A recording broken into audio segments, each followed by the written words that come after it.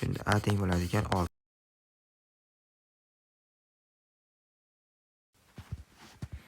Uch oltinchi savol tenglama sistemasini yeching. A javobda nechta juftlik haqiqiyligini topishimiz kerak va B javobda yechimlar yig'indisini topishimiz kerak.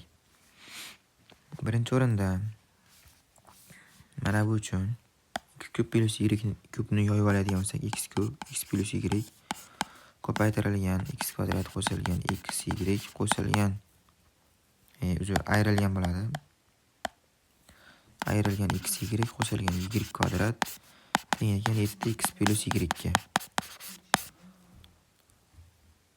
Mana bu bilan buni qisqartirib olamiz. Shunda x teng minus y degan yechimni olib qolamiz. Ikkinchisi uchun endi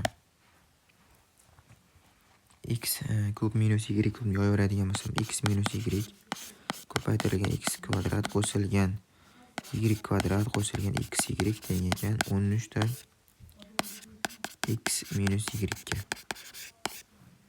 Mana bu bilan bu qisqarib ketadi va x teng y degan javobni olib qolamiz. Endi bizda hosil bo'ldi. X kvadrat qo'shilgan x y qo'shilgan y kvadratimiz teng bo'ladi ekan 13 ga. Tepada chiqqan edi, mana bumiz 7 ga teng edi bizda. Buni ham yozib olamiz. X kvadrat minus x y qo'shilgan y kvadrat teng bo'ladi ekan 7 ga. Ikkalasini qo'shib oladigan bo'lsak, ikkita x kvadrat qo'shilgan y kvadrat teng bo'ladi 20 ga. Shunda x kvadrat qo'shilgan y kvadratimiz teng bo'ladi ekan 10 ga. Va x kvadratga y kvadratimiz yig'indisi 10 bo'lganligi uchun x y ni bu yerdan topsak 3 chiqadi. X y imiz teng bo'lsa 3 ga.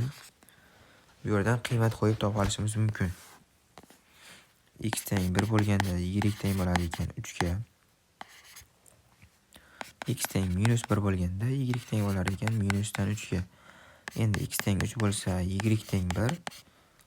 Agar x teng bo'lsa minus 3 ga, y teng bo'lar ekan minus 1 ga. Mana bu yerdan 9 ta yechim chiqdi. Endi qolgan yechimlarni ko'ramiz.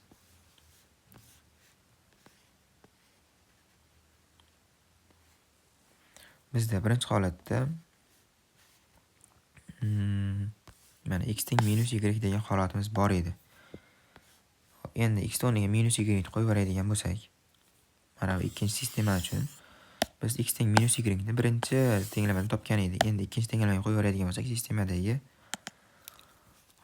minus y ning kubi minus y kub teng bo'ladi ekan 13 ko'paytirilgan x o'rniga minus y ga bu teng bo'ladi. Xo'p, shunda endi minus y kub ayrilgan y kub teng bo'ladi ekan 13 ko'paytirilgan minusdan 2y ga. Xo'p, endi pastga yozadigan bo'lsam, minus 2y kub teng bo'lar ekan 13 ko'paytirilgan minusdan 2y ga. Bu bilan minus 2 qisqaradi va y kubning bittasi qisqaradi, y kvadrat qoladi. Shunda y kvadrat teng bo'ladi 13 ga. Va y chiqadi ekan plus minus ildiz 13 ga. Endi bizda x teng edi minus y ga. Y teng ildiz 13 bo'lgan paytda x bo'ladi ekan minus ildiz 13 ga. Y teng bo'lsa minus ildiz 13 ga, x teng bo'ladi ekan ildiz ostida 13 ga.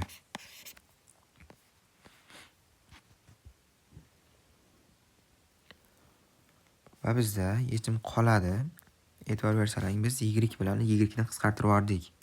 Mana bu yerda y bilan y ni qisqartirib olganimiz uchun y teng 0 degan javobni olib qolamiz. Y teng 0 va x ham teng bo'ladi 0 ga.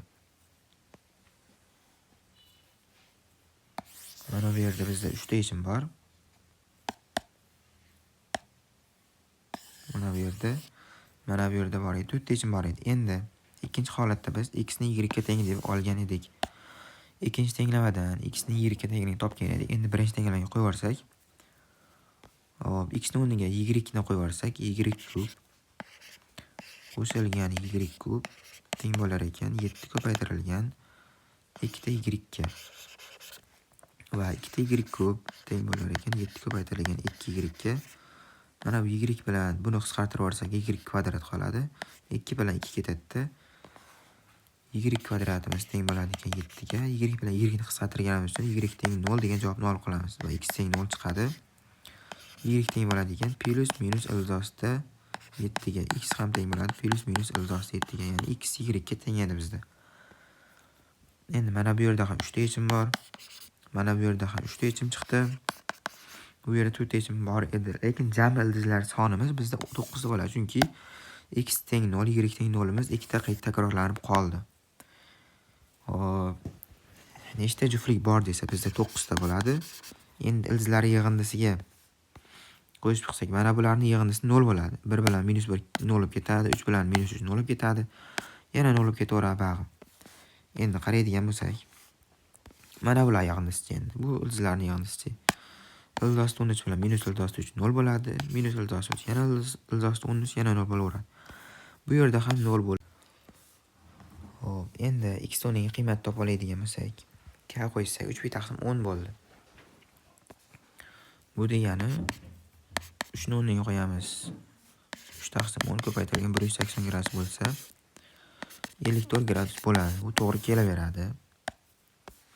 Endi x birimiz shu bo'lsin. X2 ni topa oladigan bo'lsak, 2 qo'yamiz endi x o'rniga. Pi taqsim 10 qo'shilgan 2 ta pi taqsim 5. Umumiy mahraj bersak, mana bunga 2 ta bo'ladi-da, 4 pi taqsim 10 bo'ladi. Bu degani 4 ko'paytirilgan pi taqsim 10 bizda 18 gradus 72 gradus bo'ladi.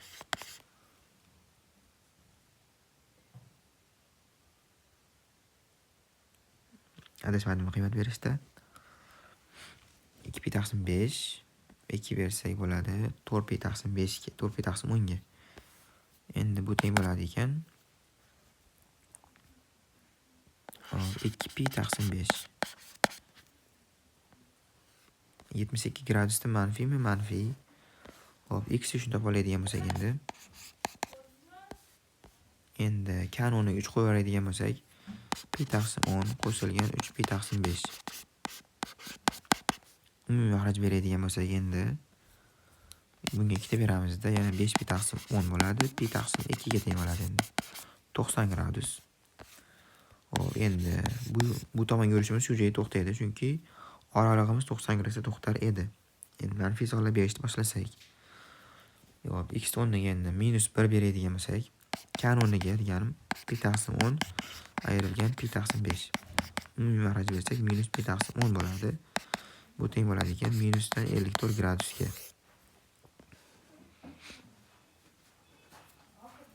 X to'g'rimiz bo'ladi minusdan 54 gradus.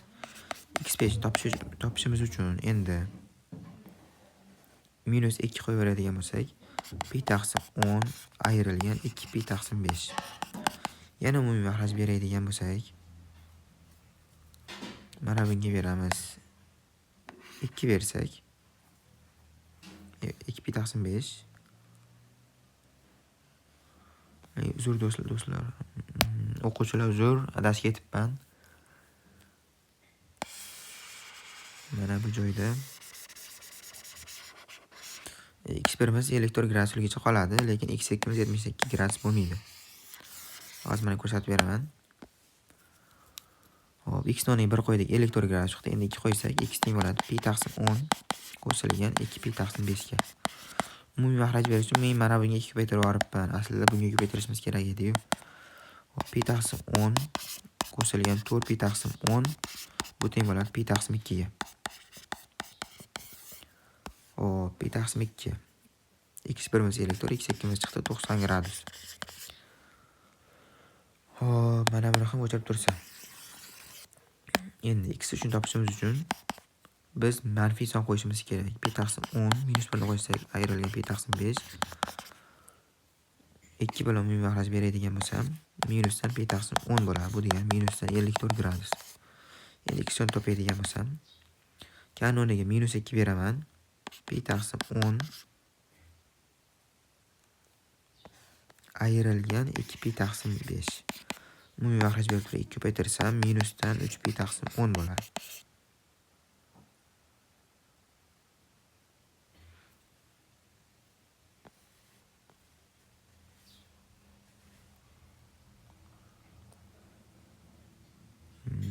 Yana adashmadimmi?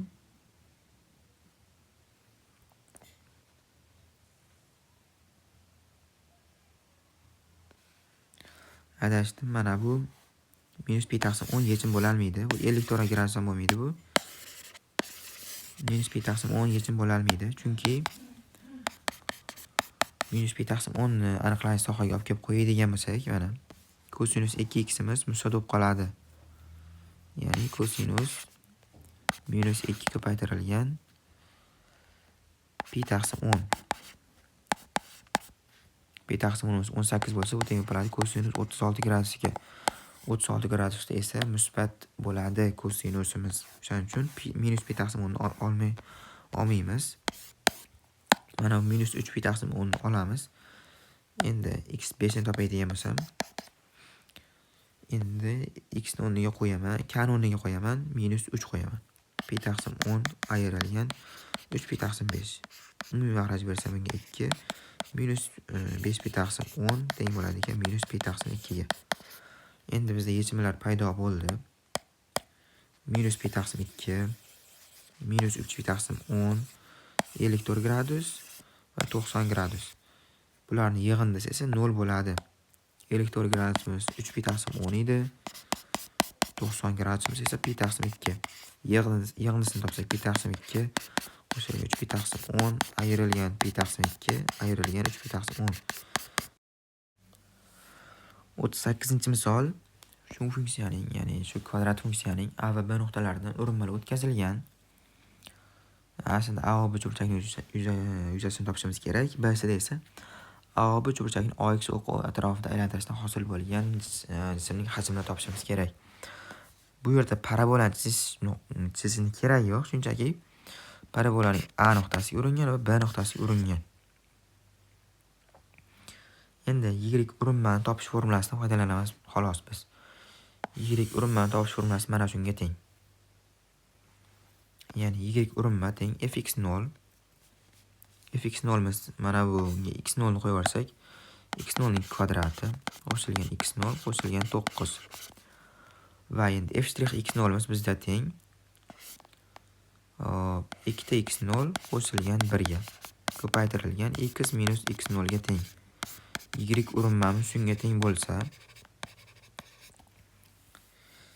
endi bu ikkala a va b nuqtalar ham 0 0 nuqtadan o'tadi ekan. Ya'ni bunga 0 qo'yib yuborsak, biz x0 topib olishimiz mumkin. Ya'ni ikkalasini ham uringan nuqtasi kelib chiqib qoladi 0 qo'ysak. Mana x0 ning o'rniga 0 qo'ysak 0 chiqishi kerak. Bu y-ning urinmasi bor, urinmalar esa 0 0 nuqtadan o'tar ekan. x0 ga 0 qo'yamiz. x0 kvadrat shunda qo'shilgan x0 qo'shilgan 9 qo'shilgan 2x0 qo'shilgan 1 ko'paytirilgan x0 ni qo'ysak 0 ayrilgan x0 teng bo'lar ekan 0 ga. Endi x0 ning kvadrati qo'shuv x0 qo'shilgan 9, endi minus x0 ni ko'paytirsak minus 2x0 kvadrat va minus x0 teng bo'lar ekan 0 ga.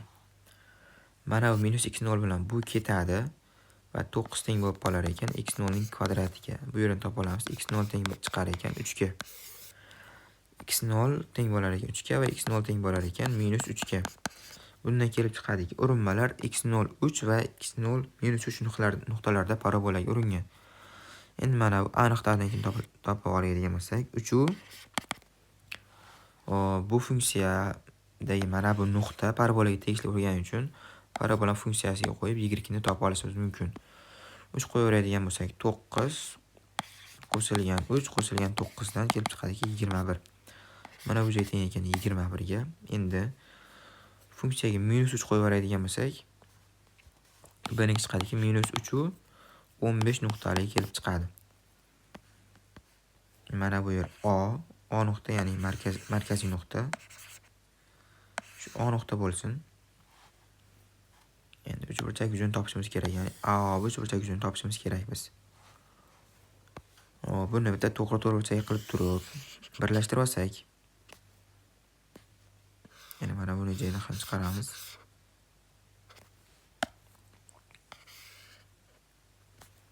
Mana bu ikkala nuqtani uchrashtiramiz. Biz endi to'g'ri burchak yasab oldik. Umumiy to'g'ri burchakning yuzasidan biz mana bu kichkina uchburchaklarning yuzasini ayirib tashlasak, A va B uchburchakning yuzasini topib olishimiz mumkin. Katta to'g'ri burchakning yuzasi mana bu yergacha x0imiz -3lik uchun bu yer masofa 3 bo'ladi. Bu yer ham 3 bo'ladi. Endi mana bu yerimiz 21 ga teng bo'ladi. To'g'ri burchakning yuzasi 6 ko'paytirilgan 21. Bundan ayiramiz. Mana bu uchburchakning yuzini. Buni uchburchakning yuzi. Bu yo'lni topib olsak 15 ga kelib chiqadi. 15 ko'paytirilgan 3 taqsim 2. Ayrilgan endi. Mana bu uchburchakning yuzasi balandligi 21, asos 3, -21 taqsim 2. -21 ko'paytirilgan 3 taqsim 2. Endi ayiramiz. Oxirgisi mana bu uchburchakning yuzini. Bu yer 15 ga teng, jami 21 ga tengligidan 21 dan 15 ta ayirsak, mana bu yer 6 ga kelib chiqadi. Mana bu yerga ham 6 bo'ladi, ya'ni bu yergacha mana bu yergacha 3, bu yergacha 3ligi uchun ayrilgan 6 ko'paytirilgan 6 taqsim 2. Endi bundan kelib chiqadiki, S uchburchagimiz, A va B uchburchagimiz 54 ga tenglik kelib chiqadi, hisoblab qo'ysalaring. Xo'p. Endi keyingi shartda so'raganki bizdan mana bu chiziqlarni o'chirib tursam endi. Keyingi shart uchun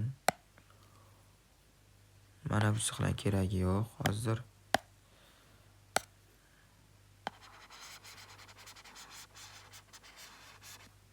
Bitta qaytarib.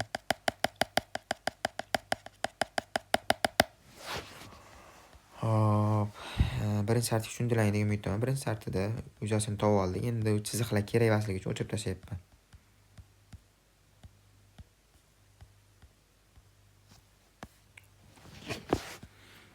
Hop. Endi bizdan so'rayapti. Mana bu yuzani shu yuzani OX o'q atrofida aylantirishdan hosil bo'lgan sohaning yuzasini so'rayapti bizdan. Sohaning hajmini. OX o'qida mana bu yerda bitta balandlik tushira olamiz biz endi. Balandlik tushira olsak, bu yerdan ham tushira olamiz.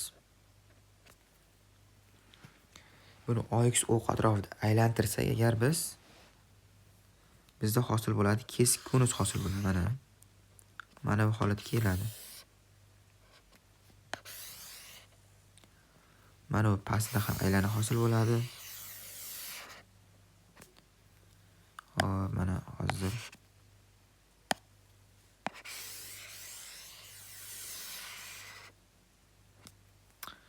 uzr aylana chizishga bo'lmayapti. Hozir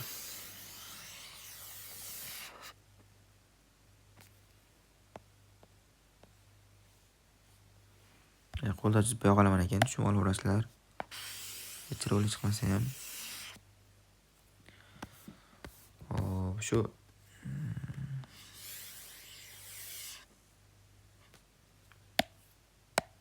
qo'lda chizganim yaxshi ekan undan ko'ra.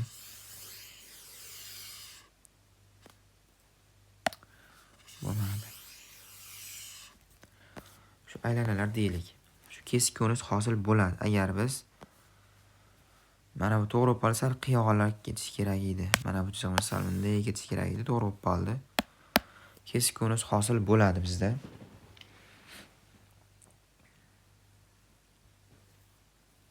Mana bu uchburchamiz mana bunday holatda keladi baqa.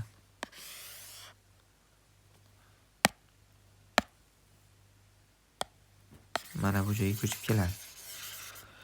Endi biz buni hajmini topishimiz uchun mana bu katta kesik konus hajmidan mana bu hosil bo'lgan kichik konuslarning hajmini ayirib tashlashimiz kerak. Endi katta konusning hajmidan ayiramiz. Katta konusning hajmi 1/3 ko'paytirilgan 6. Ya'ni balandligi bizda 6 ku mana. Mana bu yer 3, bu yer ham 3ligidan jam balandlik 6 bo'ladi. Ko'paytirilgan. Endi bizda mana bular radius bo'ladi. Bu radius, Bu ham katta radius bo'lib qoladi endi bizda.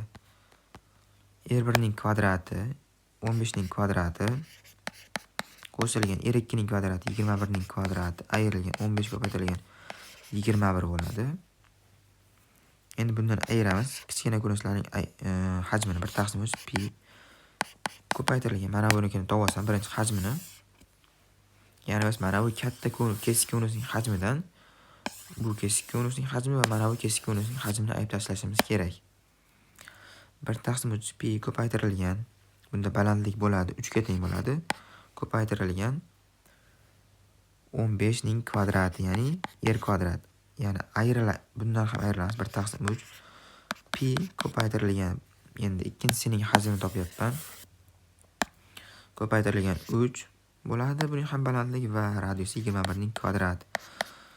Buni hisoblab chiqsalaring, oxirida bizga javob chiqadi 1296 pi. Agar qayerdadir tushunmay qolgan masalani kommentga yozishlaring mumkin. Va mana biz boshdan yana bitta tushuntirib qo'yamiz. Sal qiyinroq misol bo'lgani uchun. Birinchi o'rinda biz mana formuladan urinmaning funksiyasini topib oldik. Urinmaning funksiyasi mana bu chiqdi. Endi shu urinmaning funksiyasi 0 0 nuqtadan o'tganligi uchun x ga 0 berdikda, mana bu x ga 0 berdikda, buni 0 ga tenglab qo'ydik. Chunki x 0 ligida y ga ham 0 ligi bizda bor edi. Shunda biz x 0 topib oldik, ya'ni uringan nuqtalarni topib oldik. -3 va 3 chiqdi. Mana -3 15 va 3 21 nuqtalarda urilgan. Va shu uchburchakning yuzini topish uchun bitta to'g'ri to'rtburchakka to'ldirikda biz umumiy to'g'ri to'rtburchakning yuzidan mana bu kichkina uchburchaklarning yuzini ayirib tashladik. Keyin u yordamchisizni o'chirdik. Mana shu uchburchakning yuzini oks atrofida aylantirishdan hosil bo'lgan hajmni topish uchun buni aylantirsak agar aslida o'zini hajmi hosil bo'ladi. Sal osonroq ishlash uchun biz kesik ko'rinishga to'ldirib oldikda, u katta kesik ko'rinishni yuzasidan mana bu kichkina kesik ko'rinishlarni hajmini ayirib tashlasak, katta kesik ko'rinishning hajmidan mana bu kichik ko'rinishlarning hajmini ayirib tashlasak, o'zining hajmi chiqib qoldi. Keyin agar tushunmay qolgan masalani kommentga yozishlaring mumkin. Bizda A javobi chiqdi 54. B javobi chiqdi 1296 pi ga. 39-savolga yechim. Rasmda -19 3 oraliqda fx funksiyasining hosilasining grafik tasvirlangan. Y dan fx funksiyasining nechta lokal maksimum nuqtasi mavjud? Agar funksiyaning hosilasining grafik berilsa, bizdan lokal maksimum fx funksiyasining lokal maksimum topishni so'ralsa, biz plyusdan minusga o'tgan joylarni sanashimiz kerak. Ya'ni mana bu joyimiz, mana bu joyimiz va mana bu joyimiz.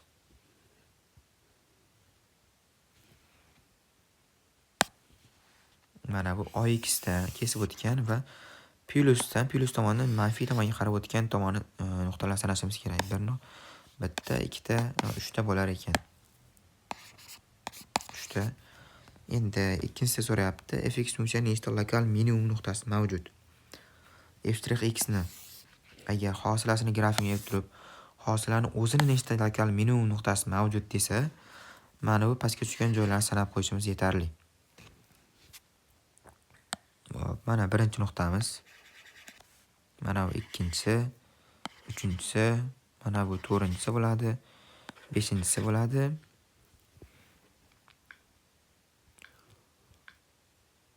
Va mana bu nuqtamiz 6-chi bo'ladi. 6 ta 40-misol fx funksiya uchun shu tenglik o'rinli bo'lsa, funksiyaning teskari funksiyasi deyapti. Mana buni A shartida so'rayaptiki, birinchi A shartini bajarib olsak, f9 dan 6 gacha fx dx qo'shilgan 0 dan 5 gacha f-1 x dx. Endi biz mana bu joyni B, mana bu joyni C deb olsak, mana bu joy qolgan joyga temay turamiz. f6 dan 9 gacha fx dx degani Mana funksiyani 6 dan 9 gacha ox o'qi bilan hosil qilgan yuzasi, ya'ni mana bu s. Mana bu s'miz shu bo'ladi. Mana bu s'ga kiradi. Bu teng bo'ladi integral 6 dan 9 gacha fx dx ga. fx dx ga teng bo'ladi shu. Endi mana bu 0 dan 5 gacha f minus 1 dx degani shu 0 dan 0.5 oralig'ida oy o'qi bilan hosil qilgan yuzasi. Mana 0, mana 5 funksiyaning oy o'qi bilan hosil qilgan yuzasi mana bu b ga teng bo'ladi endi. Shunda biz b plus c ni topishimiz kerak umumiy. b plus c. Ya'ni mana bu to'g'ri burchak yuzasini topishimiz kerak. 9 kira 5 45 bo'lar ekan. Endi b shartini bajarishimiz kerak endi biz. Birinchi o'rinda endi mana bu yerni c deb olsak, yana c deb olamiz. Mana bu yer b, mana bu yerni d deb olamiz. Mana bu yerni a deb olsak, bu yerimiz bo'ladi 30 minus a ga.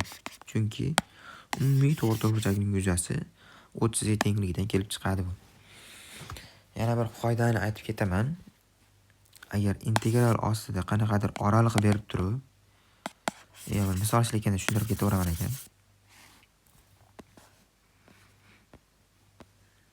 Biz nima qilamiz endi? F 6 dan 9 gacha dx'imiz c ga tengligini aytdim. Mana bu tenglikdan soddalashtiramiz endi. C teng bo'lar ekan 6 dan 0 gacha fx dx ayrilgan shunga teng bo'lar ekan chiqib. Endi 6 dan 0 gacha 0 dan 6 gacha qilmoqchi bo'lsak 0 dan 6 gacha qilamiz. Oldinga minus berib turib fx dx. Endi bizda 0 dan 6 gacha fx dx'imiz mana bunga teng bo'ladi, d ga teng bo'ladi. Mana bu d ga. Ya'ni 0 bilan 6 oralig'ida fx funksiyaning ox o'qi bilan hosil qilgan yuzasi. Bu qismimiz pastda bo'lganligi uchun mana bu integral 0 dan 6 gacha fx dx'imiz teng bo'ladi. Mana bu yer d bo'lsa, mana bu yer d deb olsak, minus d ga teng bo'ladi. Chunki bu funksiyamiz ox o'qidan pastda o'tganligi uchun minus d deb olamiz mana bu 0 dan 6 gacha fx dx ni. Minus d bo'lsa o'rniga qo'yib yuborsak, mana bu teng bo'ladi ekan d ga. Endi buni o'rniga qo'yib yuboramiz ekan, demak d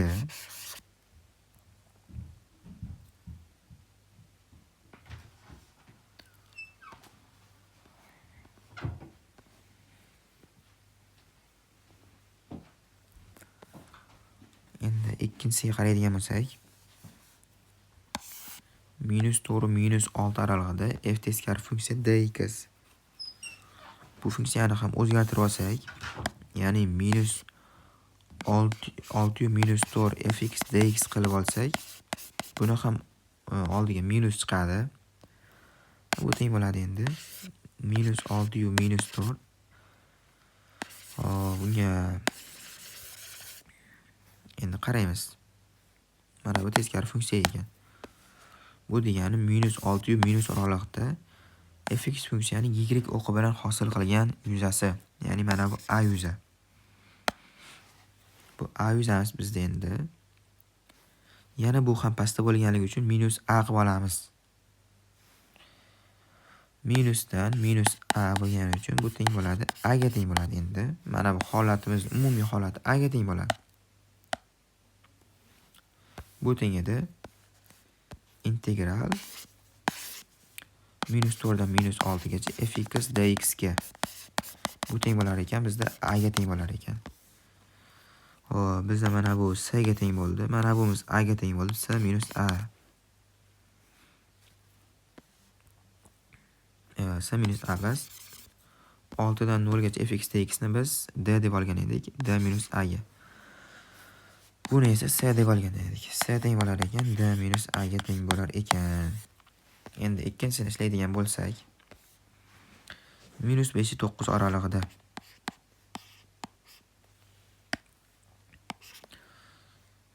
f'(x) alohida yozib olamiz. Minusdan ayrilgan -5-9 oralig'ida f(x) dx ga.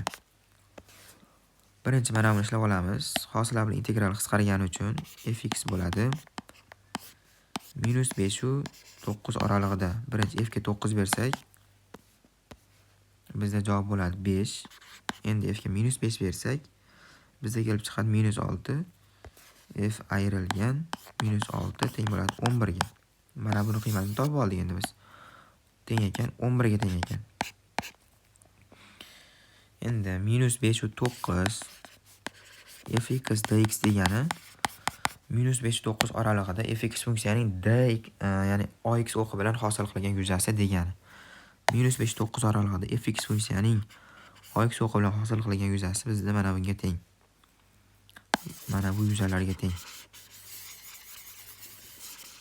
Mana bu yuza, mana bu yuzaga teng. B kirmaydi. Shu yuzalarning yig'indisiga teng bo'ladi.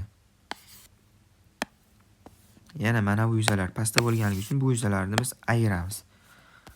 S minusdan D plus A minus 30. Bu teng bo'lar ekan bizda endi.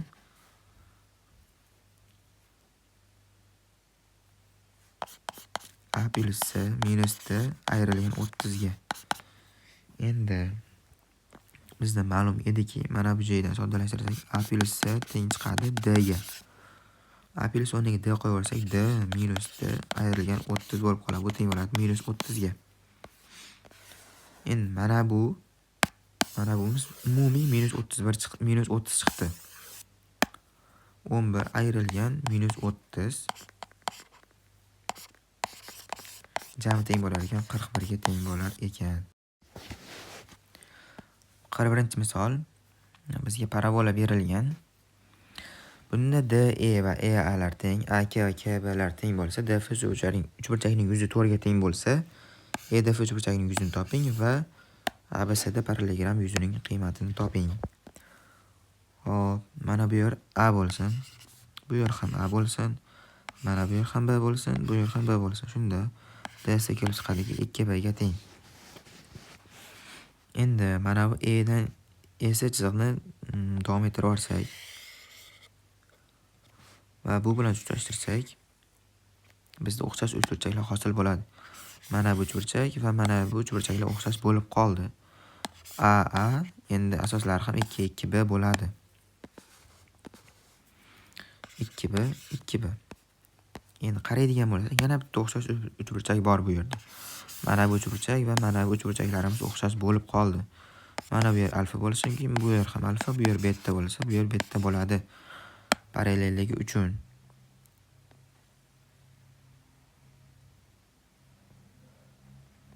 Endi xo'p, qaraymiz. Birinchi o'xshashligimizda mana bu bilan bu uchburchaklar teng edi. Ya'ni mana bu yer yirik bo'lsa, umumiy mana bu yer ham yirikka teng edi. Endi ikkinchi o'xshashligimizda mana bu va mana bu uchburchaklar o'xshashligidan mana bu joyini biz A deb olamiz. Bu yerni esa yirik minus A deb olamiz. Xo'p, ikkinchi uchburchakka o'xshash qo'ysak, 2B taqsim nargisining asosi bo'ladi bizda 2B taqsim 3B teng bo'lar ekan. Hop, y plus A taqsim y minus A ga. Yo, birinchi y minus A ni yozamiz, chunki 2B dan boshladik. Y minus A taqsim y plus A ga. Bu bilan bu qisqarsa 2y qo'shilgan 2A teng bo'lar ekan 3y ayrilgan 3A ga. Endi bizga kelib chiqadiki, y teng bo'lar ekan 5A ga. Y ni o'rniga 5A qo'yaveradigan bo'lsak, bu yerimiz 4A bo'lib qoladi. Buning yuzi 4ligi uchun 4A ga to'g'ri kelganligi uchun mana bu uchburchagimizga 1 to'g'ri keladi. Shunda bizda A sining javobi 1ligi kelib chiqadi. Endi bizga ma'lumki, mana bu uchburchak parallelogram yuzasining 4dan 1 qismini beradi. Hozir isbotlab ham beraman. Umumiy parallelogramning yuzasi mana bu alfa bo'lsa, 2A ko'paytirilgan 2B ko'paytirilgan sinus alfa teng S umumiy parallelogram bo'lsin. Endi mana bu kichkina uchburchakning yuzasi bo'ladi 2b ko'paytirilgan a ko'paytirilgan 1/2 ko'paytirilgan sinus alfaga. Bu teng bo'ladi ab sinus alfaga teng bo'ladi. Ab sinus alfaning yuzasi 5ligi ma'lum bizda. Mana bu uchburchakniki 5 bo'lsa, 42-misol. Y teng x kvadrat parabola berilgan ekan. Parabolani ichiga bitta kichkina radiusli aylana chizilgan va unga urinuvchi katta radiusli aylana chizilgan ekan. Bu misolni yechishimiz uchun biz bitta urinma o'tkazib olamiz. Ikkala aylanaga ham tegadigan, parabolaga ham tegadigan. Mana shu yerda o'tish kerak. Bu yerni biz x0 deb olsak, y bizda bo'ladi x0 kvadratga teng bo'ladi. Chunki bu nuqta parabolaga tegishliligi uchun. Endi bizda ma'lumki, mana bu aylana bo'lgandan keyin aylanaga urinmaga bu radiuslar perpendikulyar holatda keladi. Mana bu chiziqni, ya'ni o'sha burchak koeffitsiyenti k1 deb olsak, mana bu radiuslar yotgan to'g'ri chiziqni k-sini k2 deb olamiz. Ikkalasining ko'paytmasi endi -1 ga teng bo'lishi kerak. Chunki ikkalasi 90 gradusda kesishyapti. Biz k1 ni topa olamiz. Chunki k1 mana bu parabolaga urinma bo'lyapti. Bizda formula bor edi. Ya'ni f'(x0) teng bo'lar edi k1 ga.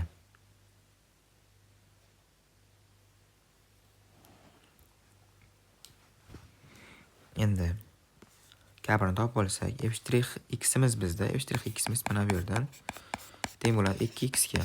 Endi shunga x0 qo'yaveradigan bo'lsak, bu teng bo'ladi 2x0 ga. K2 mana shunday chiqib qoladi, -1 taqsim 2x0 ga. Endi mana bu to'g'ri chiziqning funksiyasini tuzib olsak, y teng bo'ladi -1 taqsim 2x0 k ko'paytirilgan x qo'shilgan b qanaqadir ozod son. Endi shunga x0 ni qo'yaveradigan bo'lsak, biz x0 kvadrat chiqishi kerak. Shu orqali biz b ni topib olamiz. Y teng bo'ladi ekan ya'ni y o'rniga x0 kvadrat yozamiz. -1 taqsim 2x0 x o'rniga x0 yozamiz qo'shilgan b ga. Bu yerdan b ni topib oladigan bo'lsak, b teng chiqadi ekan x0 kvadrat qo'shilgan 1/2 ga. Biz buni topib oldik. Endi y teng bo'ladi ekan -1 taqsim 2x0 ko'paytirilgan x qo'shilgan b ya'ni x0 kvadrat qo'shilgan 1/2 ga.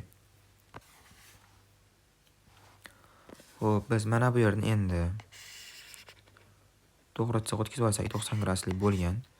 Mana bu yerni ham tutashtirib olsak endi. Bu yerimiz bizda r bo'lsa, ya'ni mana bu r ni yozmay turay hozircha.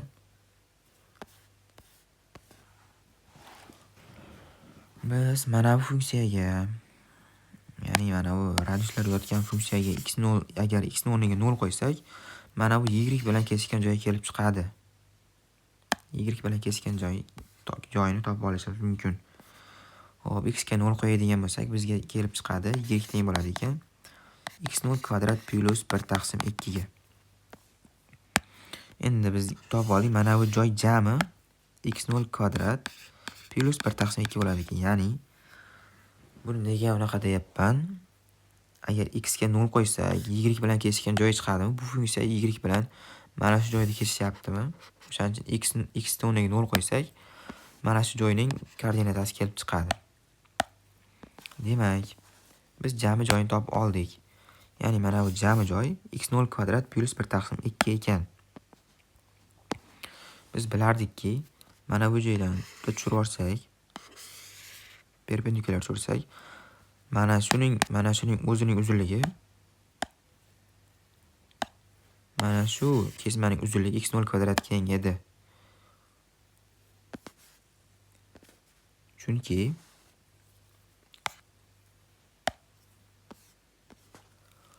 biz bu parabolaga x0 qo'yganimizda x0 kvadrat chiqib turgan edi. Mana bu nuqtamiz x0, u x0 kvadrat bo'lganligi uchun shu kesmamizning uzunligining o'zi x0 kvadrat bo'ladi. Ya'ni mana bu kesmamizning uzunligi ham x0 kvadrat. Endi jami kesmaning uzunligi x0 kvadrati qo'shilgan 1/2 bo'lganligi uchun bu kesmaga bizda qoladi 1/2 qoladi. 1/2 degan qoladi. Xo'p, endi shu ishatiga tushungan bo'lsalaring, mana bu chizmalar o'chib turaman. Qolgan keraksiz chizmalar, bu kesmalar endi keraksiz. Xo'p, mana bu kesma ham keraksiz. Bitta o'chirib tashlay, hozir boshqadan chizib beraman. Mana bu yer. Mana bu yer.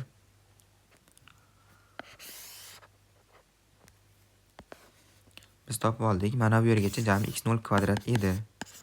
Mana bu yerda 1/2 ni topib oldik. Endi bizga radiusning 2ligi aytilgan. Shunda bizga radius 2 ga teng edi. Endi mana bu yerni alfa deb olsak biz. Mana bu yerimiz ham alfa bo'ladi, parallel bo'lganligi uchun. Parallel, mana bu yer 90, bu yer ham 90 bo'lganligi uchun. Endi bu yerdan sinus alfani topib oladigan bo'lsak, 1/2 taqsim 2ligidan sinus alfa teng bo'ladi ekan 1/4 ga. Endi mana bu yerdan balandlik tushiramiz. Bu yer erligidan sinus alfa 1/4 ligi uchun mana bu joyimiz bizda 1/4 kelib chiqadi.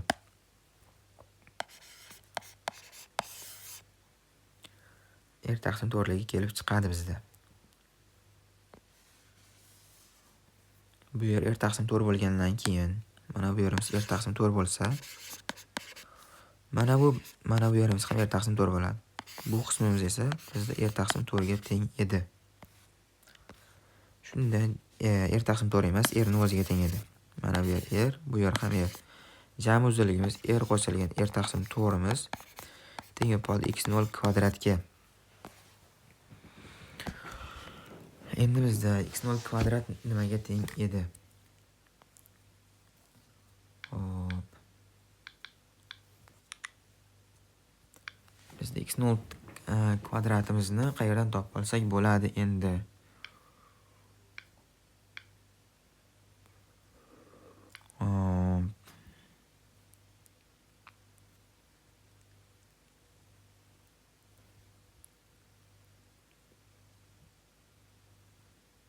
x0 kvadratni qayerdan topib olsak bo'ladi?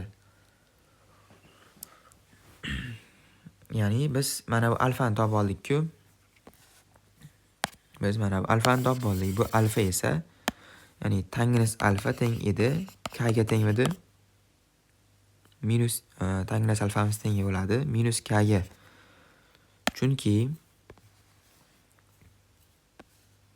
biz alfani oladigan-da, tangens alfa uchun alfa oladigan-da, mana bu yerdagi qismini olishimiz kerak burchakni, ya'ni musbat yo'nalish bilan qismini olishimiz kerak.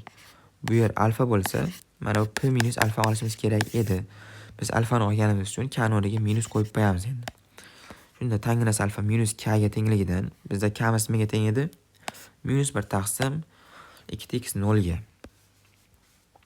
Endi bizda sinus alfa bor 1/4. Uchburchak usulidan foydalanib tangens alfani topib olsak, mana bu yer 90, bu 1.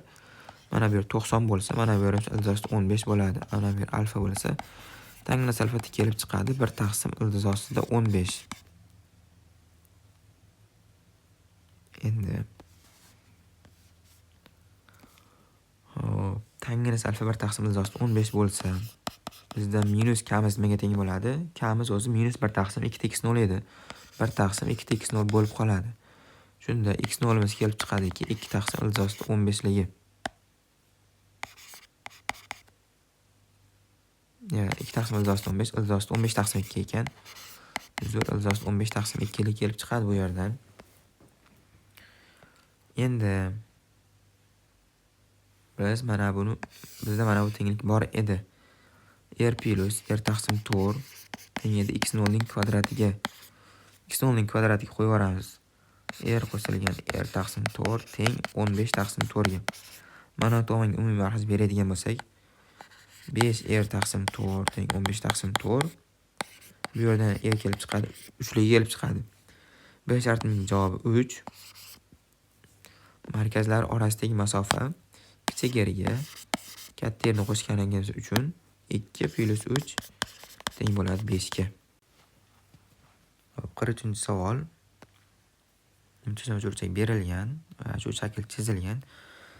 Bizda A'da so'rayapti. Bo'yalmang soha yuzining bo'yalgan soha yuziga nisbatini toping va muntazam oltiburchak yuzasining bo'yalgan soha yuzasiga nisbatini topishimiz kerak. Ya'ni tashqi mana bu muntazam uchburchak so'rayapti bizdan. Muntazam oltiburchakni. Endi biz mana bunday qilib birlashtirsak, buni ham birlashtirsak, mana buni ham birlashtirsak, buni ham birlashtirsakda, buni ham birlashtiramiz endi. Endi qaraymiz.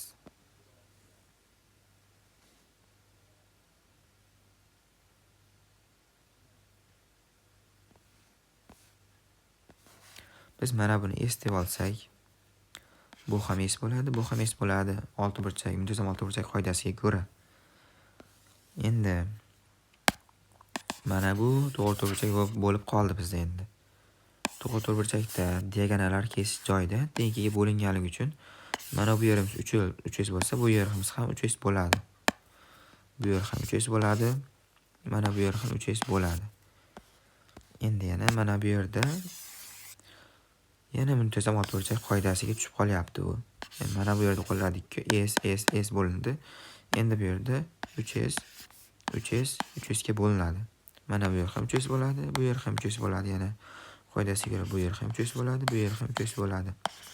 Hammasi 3s bo'lib ketaveradi. Endi mana bu ham S bo'ladi, mana bu ham S, bu ham S, bu ham S. Bu S, hammasi S bo'lib ketaveradi.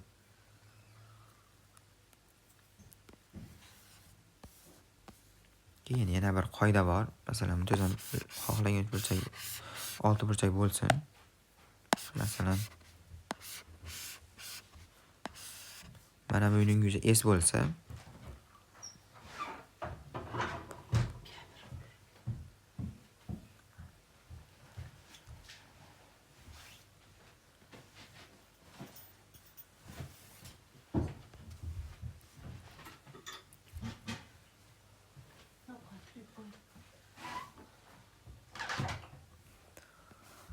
xohlagan muntazam oltiburchak uchun agar mana shu uchburchagining yuzasi S bo'lsa, katta oltiburchakning yuzasi 6s ga teng bo'ladi. Endi bizda qaraydigan bo'lsak, mana bu uchburchagining yuzasi 3s bo'lyapti. Jami bizga 18s bo'lishi kerak. Shunda bizda ketdi chekkalariga 3 ta 3s, 5s, 7s, 9s, 11s ketdi va o'rtasiga qoladi ekan, 7s qoladi ekan o'rtasiga.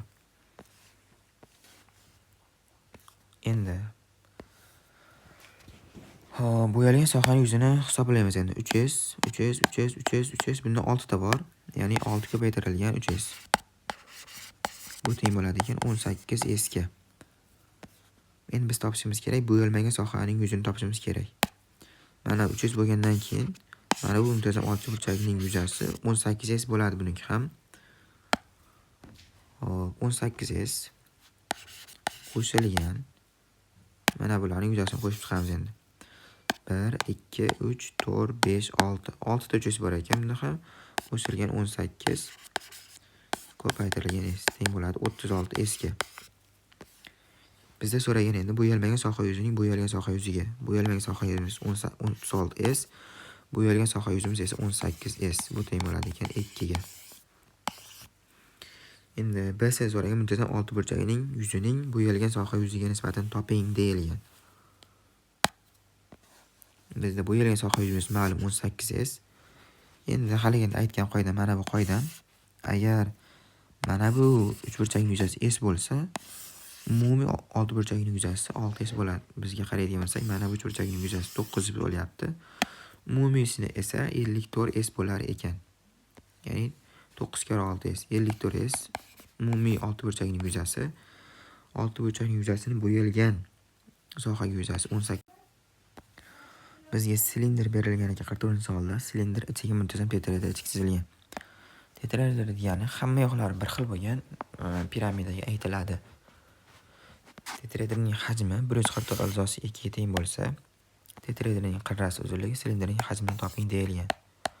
Tetraeder degani hamma qirrasi bir xil, ya'ni hamma yoqlari bir xil bo'lgan piramida. Asosi ham uchburchak, yon yoqlari ham muntazam uchburchak bo'ladi. A bo'ladi hamma tomoni. Endi mana bu A dan bo'ladi. Mana bu A.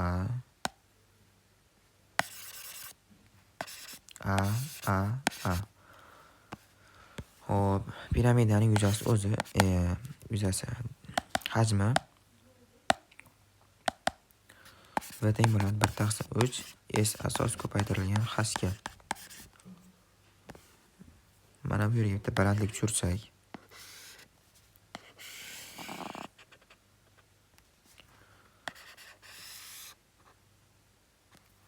bu balandligimiz, bizning balandligimiz mana bu yer 90 gradus bo'ladi-da. Uchburchakning og'irlik markaziga kelib tushadi. Ya'ni bu degani mediani, og'irlik markazi mediani 2m nisbatda bo'linadi, ya'ni 2/1 nisbatda bo'linadi. Mana bu yer ham A bo'lsa, mediani topoladigan bo'lsak,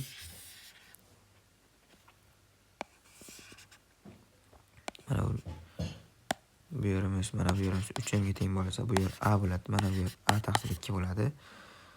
Shunda ildiz 3 A taqsim 2 teng bo'lsa 3m ga.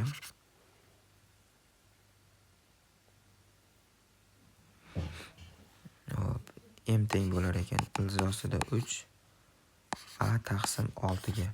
Bizga 2m kerak. Mana bu 2m teng bo'ladi ekanda. Ildiz 3 A taqsim 3 ga. Mana bu yerimiz bizga teng bo'ldi endi.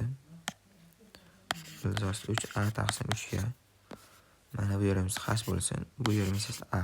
Shunda h ni topishimiz uchun bir faktor qo'llaydigan bo'lsak, h kvadrat qo'shilgan 3a kvadrat taqsim 9 teng bo'ladi ekan a kvadratga. Bu yerda h kvadrat topsak, h kvadrat teng 9a kvadrat minus 3a kvadrat taqsim 9 ga. H kvadrat teng 6a kvadrat taqsim 9 ga teng bo'lar ekan.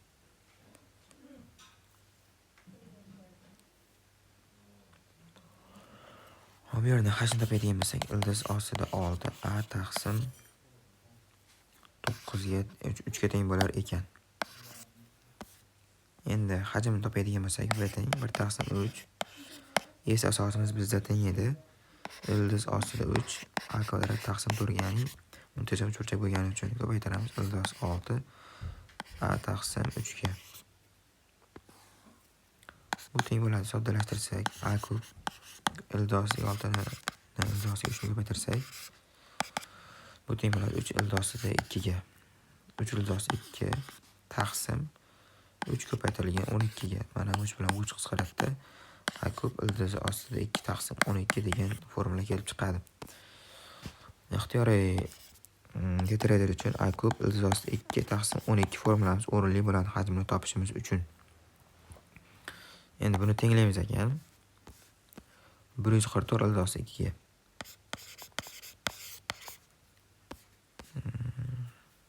Chunki tetraederning hajmini bizda 144 ildiz 2 deyilgan edi. Ildiz 2 bilan ildiz qisqaradi. A kub teng bo'ladi ekan. 112 ning kvadrati ko'paytirilgan 12 ga. A kub teng ekan 12 ning kubiga. A teng chiqdi 12. Hop, demak A javobimiz bo'ladi 12 ga teng bo'ladi. Endi silindrning hajmini topish so'ralgan bizdan. Silindrning hajmi teng bo'lar edi pi r kvadrat ko'paytirilgan h ga. Biz qaraydigan bo'lsak, mana bu tetraederning asosi muntazam uchburchak. Mana bu aylana uchun tik chizilgan bo'lib qolyapti. Endi muntazam uchburchakka tashqi chizilgan aylananing radiusi bizda mana formula bor edi. 2r teng edi a taqsim sinus alfa. Sinus alfa o'rniga 60 qo'yadigan bo'lsak, ildiz 3 taqsim 2 2r teng bo'ladi ekan 2a taqsim ildiz osti 3 ga. Shunda r chiqadi ekan. A taqsim ildiz osti 3 ga. Bu yerdan mana bu erimiz, bu yerda mana kichik r deb belgilab qo'yibman. O'sha rni beradi. R teng ekan. Amiz bizda 12 edi. 12 ni ildiz osti 3 ga bo'ladigan bo'lsak, chiqadi ekan 4 ildiz osti 3. Bizda hashimiz endi balandligimiz mana bu tetraederning balandligi teng bo'laveradi. Endi v teng bo'lar ekan, ya'ni mana bu hashga teng bo'laveradi. Mana bu hashimiz ham tetraeder uchun balandlik, ham silindr uchun balandlik bo'laveradi. Pi ko'paytirilgan r kvadratimiz bizda 16 ga 48 bo'ladi. Ko'paytirilgan hashimiz bizda hashni nima deb topgan edik biz? Ildiz a taqsim 3 ga. 12 ildiz ostida a taqsim 3.